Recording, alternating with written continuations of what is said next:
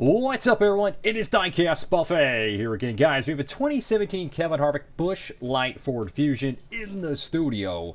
Let's hop to it. And here we go, folks, with today's Diecast review. We have the 2017 Kevin Harvick Busch Light Ford Fusion in hand. Now, this was a really interesting era in Kevin Harvick's career because 2017, well, he switched from Chevrolet, which he was with all the way back to 2001 of the Cup Series, to Ford. And that was, I'm just going to keep it real. A lot of people didn't like that. That was like Mark Martin driving a Chevy, you know. It's like Jimmy Johnson driving a Toyota. When you see a driver, you know, very loyal to one manufacturer for so long, like a Jeff Burton in 2004 when he went from Roush to RCR, it was a big shock to a lot of fans. And this was one of the first diecasts to be made. He had the normal Busch car, then he had the Busch Light car.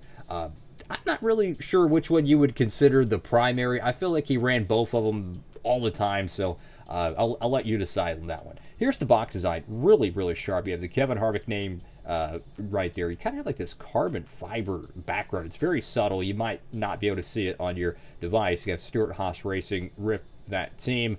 Unfortunately, I missed this team. You got the chicken wire fence background there. Busch Light is the official name. And you go to the right side of the diecast, and yes, it does come on a base. Without further ado, let's go ahead and open it up. And here we go, folks, with today's diecast review out of the box, finally. Wow, is this such an awesome looking paint scheme. So this was a brand new revamp, not only from a manufacturer standpoint, but from a paint scheme standpoint as well. And the Busch Light cars from 2017 to pretty much 2024, 2025 have been very similar. The light blue, background with the woods and the trees and the mountains and just beautiful, beautiful detail to a stock car. And this was, cutting edge, very modern for the time, because a lot of paint schemes around the mid 2010s, in my honest opinion, they were kind of safe. They weren't really pushing the limits of modern design. They kind of took a step back, in my opinion. And in Anheuser-Busch, they went a step forward with their paint schemes. Kevin Harvick's 2016 Busch Light car, that diecast is amazing. All the the Busch Fish car from 2015 or 2016, like all these crazy cool paint schemes, and they just kept doing more and more just designs and ideas. I mean, look at this 2019 Gen X Mustang. That thing is beautiful. They had the Millennium car, You have all these different, or millennial car rather. You have all these different ideas, and it's so much creativity. You'll love to see it. So you have no front windshield banner there. You got Busch Light brewed in the USA. I mean, just look at the detail. It looks like a river. This looks like some rocks. You have some mountains. You have some trees. Beautiful design work, man. You love to see it.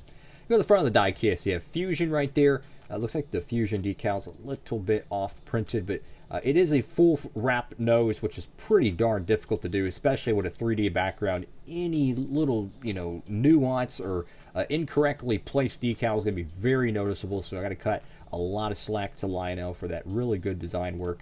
You have the bottom splitter, which this is so cool. You have a white bottom to the splitter, right? And then you have a silver top to it. It's actually reflective. That is so cool. I got number 4 right there. Moog, Mel, Kopp, Etterbrock, and Sudoku. I'll get Stewart-Haas Racing there. This was the second to final year of the Ford Fusion, but this was the first year of this diecast mold. From the 2016, 2015, 2014, and 13 Fusion, they had a tall spoiler and a much more aggressive front nose. In 2017, the Ford Fusion diecast got a revamp. It's much more smooth, a lot more like the Ford Tauruses of the early 2000s. In all honesty, very smooth front end. You had the short spoiler, and this would be retired after 2018. On the left side of the diecast, you could see a silver outlining to the number 4, which is beautiful, and then it matches perfectly with the silver side skirts. Fantastic looking paint scheme here, man. I tell you what, if you haven't tapped in and picked up some of these Kevin Harvick Busch diecasts, Circle B Diecast has got them. They got his 2019 one. I think it was like $3.50 or $5. They have his Jimmy John's car from 2019. This one right here and his 2018 one. They're very similar, but if you're a Kevin Harvick completionist, you can get his 2017, 18, and 19 Busch Light cars. I think no more than $5 a piece. Unbelievable deal, man. Tap in over there at Circle B.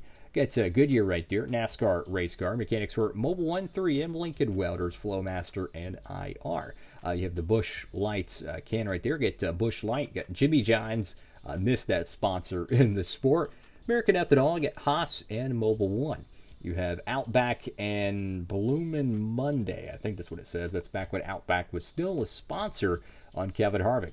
Got Kevin Harvick right there with on the name rail. I do wish the outlining was not there. It just looks a little bit off to me, but everything else looks fantastic, though. You got your B Post decal, which has Ford, Mobile One, Hunt Brothers Pizza, and I want to say Morton Buildings. I could be tripping on that.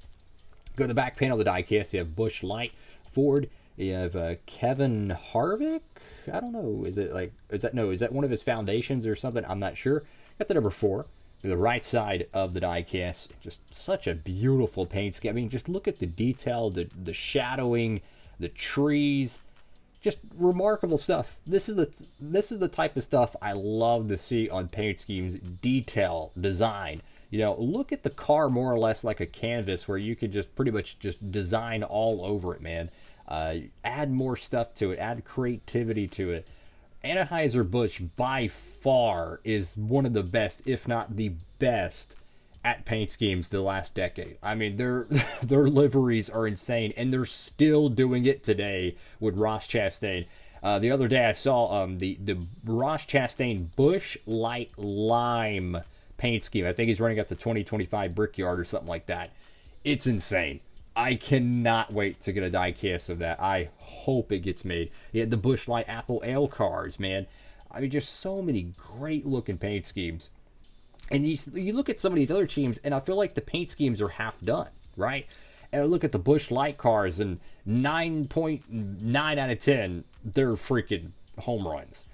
Got Jimmy John's right there on the roof for the number 4. Love that silver outlining again. Just more detail to it, right? And that's something you'll never see on a diecast render. You know, if the car is posed like this and you don't move it, you might not be able to tell it's silver. But then when you get the diecast in hand or you check out a diecast review, you get to see all that extra detail. That's why I love diecast reviews. Get Harvick on the back window, and then, you guessed it, Coors Light.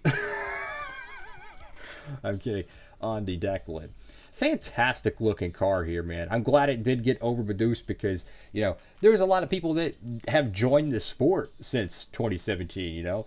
A lot of people that are watching right now, they've never watched a Gen 6 car turn a lap on live TV outside of ARCA, which makes me feel old already because, I mean, you look at all the new fans that Amazon with their Prime coverage have brought in.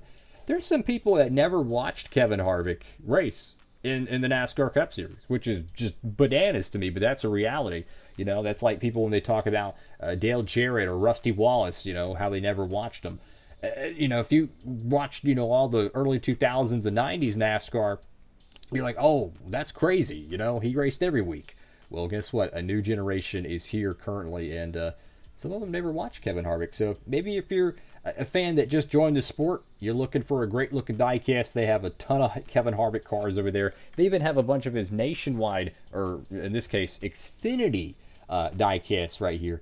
All overproduced, super cheap, like $5 a pop. Can't beat it. Brand new. This is the 2016 Hunt Brothers Pizza car right there. They have a 2015 one. They got his Morton Buildings car. They got the, I think even the Armor car. They have all kinds of great looking paint schemes. So plenty of great choices to be had. That's all for now, fellas. Make sure to like, comment, and subscribe. Have a blessed one. Diecastbuffet. Sign it off.